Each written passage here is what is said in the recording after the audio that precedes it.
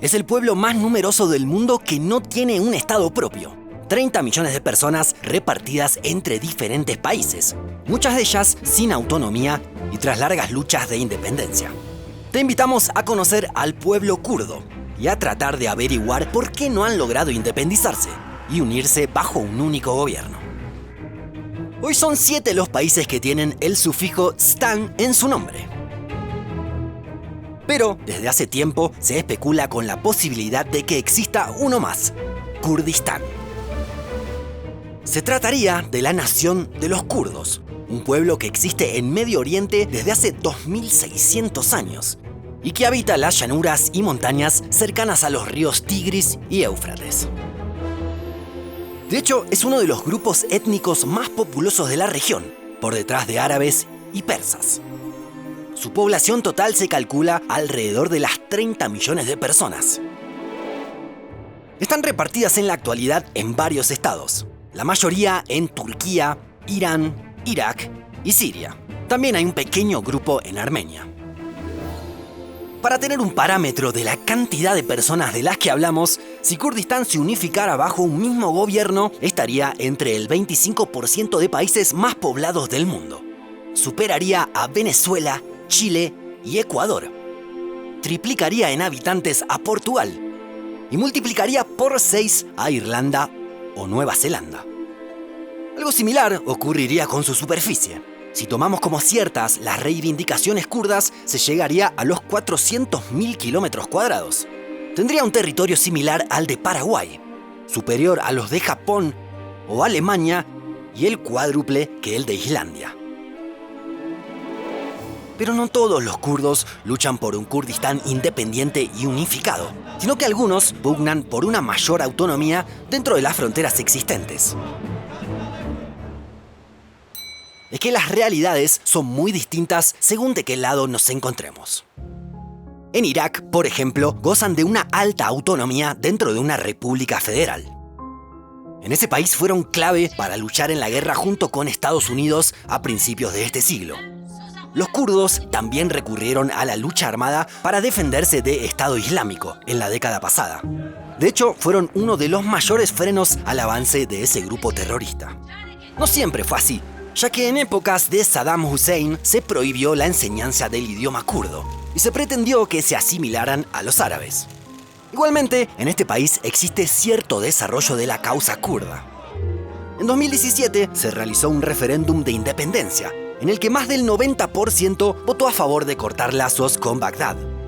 Sin embargo, el gobierno central no reconoció los resultados y no se avanzó en la construcción de un estado propio. Del otro lado de la frontera, en Irán, se destaca una particularidad. Sí hubo un estado kurdo en el siglo pasado, aunque fue muy breve. En 1945 se creó la República de Mahabad. Fue una suerte de anticipo a lo que sería la Guerra Fría. De visión comunista, este país estaba apoyado por las fuerzas de la Unión Soviética. Sin embargo, solo tuvo 11 meses de vida. Con la retirada de las tropas soviéticas, Irán recuperó el control del territorio. En Siria, en cambio, históricamente se habían producido menos enfrentamientos. La situación era más pacífica y no estaba perseguido el idioma kurdo. Sin embargo, esto cambió a partir de la guerra civil que comenzó hace ya una década luego de la primavera árabe. A partir de allí aumentó la tensión, sobre todo por las acciones llevadas adelante por Turquía. Es que el gobierno de este país, que niega la identidad kurda, comenzó a perseguir a este grupo étnico incluso en territorio sirio. Obviamente, la situación dentro de Turquía nunca fue la ideal. Allí viven unos 15 millones de kurdos, casi un 20% de la población total del país.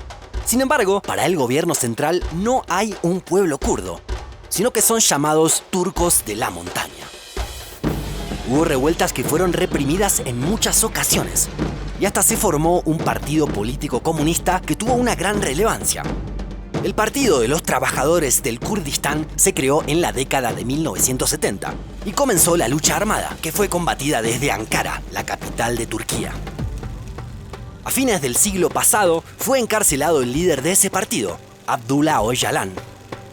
fue condenado a cadena perpetua y desde su sector político denuncian que no tuvo un juicio justo ni fue defendido por abogados como debía ser. Durante una década fue el único preso en Imralá, una isla que sirvió como prisión de máxima seguridad. En este punto se da una de las paradojas en relación a los kurdos. Como habíamos visto, colaboraron con Estados Unidos en la guerra de Irak y fueron clave para contener a ISIS. Sin embargo, los kurdos son reprimidos y combatidos por un aliado de Estados Unidos dentro de la OTAN, Turquía, que los enfrenta tanto dentro de sus fronteras como en Siria.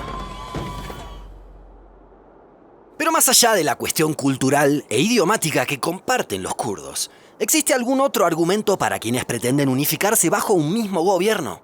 Para muchos, sí. Hacia el final de la Primera Guerra Mundial, los kurdos estaban bajo dominio del Imperio Otomano, que había sido derrotado en ese conflicto bélico. En 1920 se firmó el Tratado de Sèvres, que estipulaba fronteras posteriores a la guerra. Allí estaba prevista la creación del Kurdistán, aunque nunca se llegaron a delimitar las fronteras con precisión. El problema es que este tratado nunca fue ratificado ni entró en vigor. En cambio, fue reemplazado por el de Lausana, en el que se establecieron los límites de la actual Turquía, pero no se estipuló el Kurdistán. Desde ese entonces, los kurdos reivindican aquellos territorios como propios, aunque hasta el momento no han tenido demasiado éxito. A pesar de haber estado aliados con grandes potencias, siguen sin poder lograr la independencia. Es que no muchos países del extranjero tienen interés en que se reunifique toda esa zona, sino que prefieren que siga dividida en distintos estados. Se trata de tierras que cuentan con grandes ventajas.